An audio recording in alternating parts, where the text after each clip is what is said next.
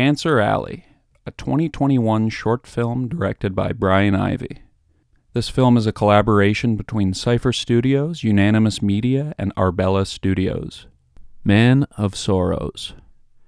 It started with his freshman documentary, The Dropbox, in 2015, which shone a spotlight on the selfless love of a church devoted to rescuing abandoned infants in South Korea. Then, in his unflinching portrayal of the racially motivated Charleston church shootings of 2015 in his sophomore film, Emmanuel, and the resulting forgiveness many in the congregation gave to the shooter. Brian Ivie has consistently revealed his aim as a filmmaker, a person after the aches of the world and the bandages that remedy. Brian is unafraid to show Jesus in his films. The motivations of Pastor Lee and the members of Emmanuel Church are evidence of this. They are seen as beacons of light in times of sorrow. Brian traditionally and effectively uses this light, but what about when the light is not enough? Cancer Alley is the film that demands something more. This is not a film that conveniently fits into a beautiful and inspirational storytelling arc. There is more at play here. The opening of the film explains a stark reality in the form of opening titles. There is an industrial plot of land along the Mississippi River that is home to numerous petrochemical plants.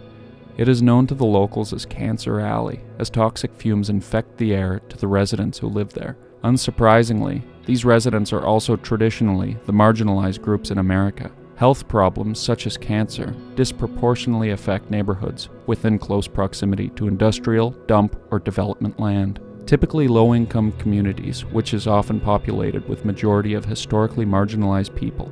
Cancer Alley is the first time Brian Ivie dips his toes into the systemic underpinnings that are responsible for this pain. This is a systemic issue that requires more than one man, more than one church. The issue of environmental racism is on full display in this difficult-to-watch film. Unlike in his previous films that feature some radical act of kindness, the perfect subject for a sensational movie arc, in Cancer Alley there is much less inspirational, about legislation changes, government aid, and organization and activism. It can be viewed as boring, bureaucratic, and even impossible or ineffective.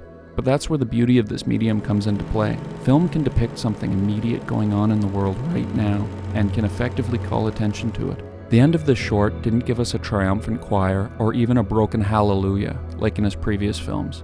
It ends with a harrowing warning and a call to action. This is a subject we are tackling in a film we are currently working on. Environmental racism is just as much of an issue in Canada as it is in the US. More on this at a later time. Thank you, Brian, for consistently showing hope in this world through your films.